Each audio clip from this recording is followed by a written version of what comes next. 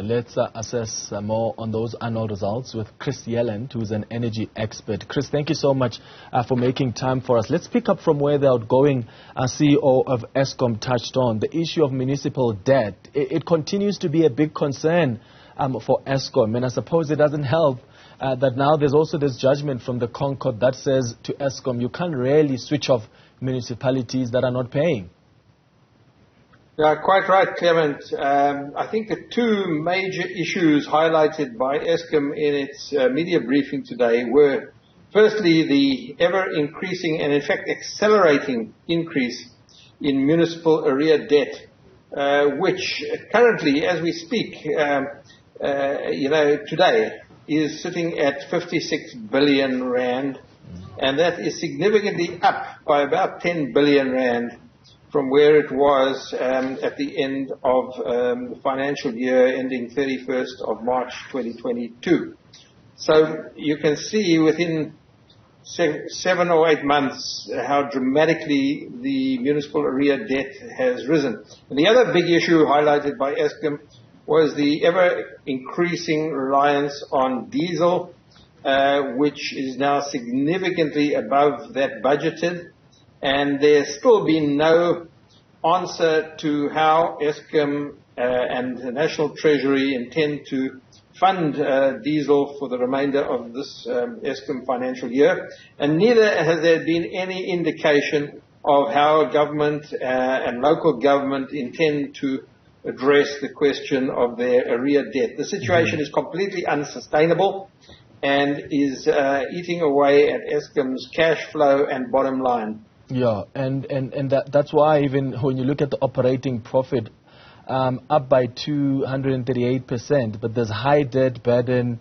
It has to pay back the debt, and of course, servicing that debt is so expensive. So, what impact do you think this uncertainty has, especially on issues of how Treasury is going to intervene? Because as you say, reliance on diesel supplies, what it's costing is above what has been budgeted for. Now there's this debt by municipalities. For Eskom to really operate properly and deal with these issues, it's going to need that government support.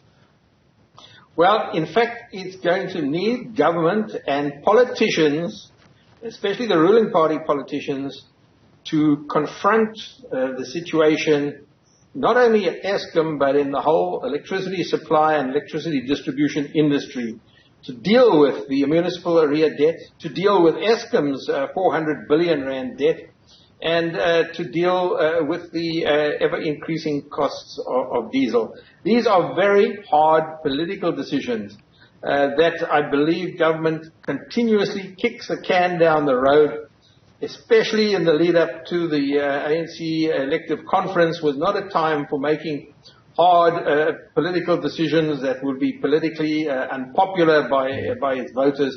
But having put that elective conference now behind us, or behind the ANC, and also the President having perhaps some renewed confidence in his ability to hold the centre together, I hope that government will finally be in a position to start making these hard political choices.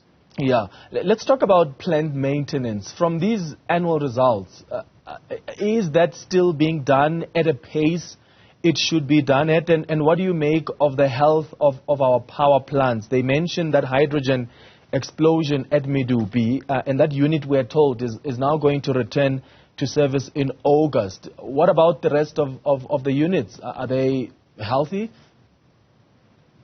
Well, the operational performance of Eskom's generation fleet, its coal-fired fleet, as well as the nuclear fleet, continue to deteriorate. So the energy availability factor of the coal fleet and the total fleet, in fact, reached a new record low this last week, dropping to something like 52%. In fact, slightly lower. And this is a record low and indicates the state of the fleet. Eskom has been doing increased levels of maintenance, and this can be seen in the costs incurred in maintenance to date, or in maintenance for that financial year ending 31st of March. And Eskom says it continues to, increase the levels of maintenance and that it will not compromise, even knowing that increased maintenance actually causes increased load shedding because there is no generation reserve capacity. Yeah. But it's something that you just have to do, because if you don't do it, it comes back to haunt you in future years.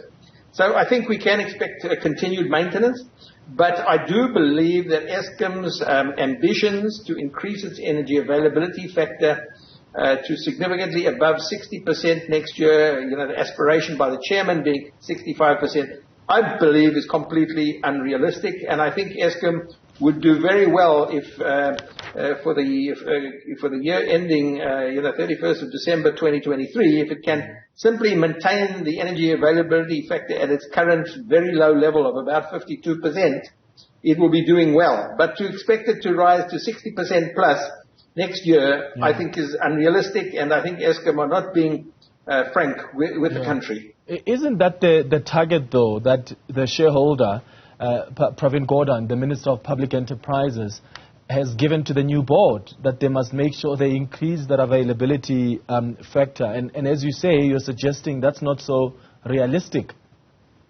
Yeah. So, yes, you're right. The Minister and the Chairman of the board have set an aspiration to achieve an energy availability factor of 65% next year. The Eskom COO, Jan Oberholzer, said that would be a very hard target to achieve, but he did suggest that the energy availability factor could be significantly higher than 60%, if not 65%. So I believe this is not being frank with the country, because it is simply unrealistic to significantly change the average of over 90 generators in 1 year, because you cannot switch off all the generators at once. It's going to take several years to work on them to improve their performance. So I do believe it's unrealistic, but we'll have to just see how it plays out. The COO will have left Eskom by then. The CEO will have left Eskom by then. And the new CEO and the new chairman will have to start dealing with the real world in future. Yeah. Let's talk quickly as we wrap up about the issue of coal quality, because I see from the results that poor quality of coal continues to be an issue of concern. Yeah, not only the poor quality of coal, but the reasons behind that.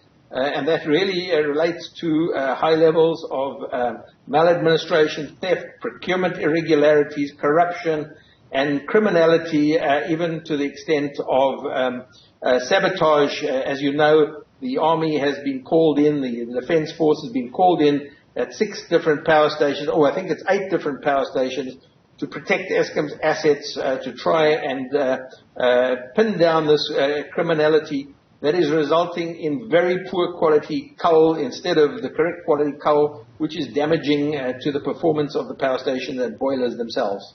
All right. Chris Yelland, energy expert, thank you for making time for us.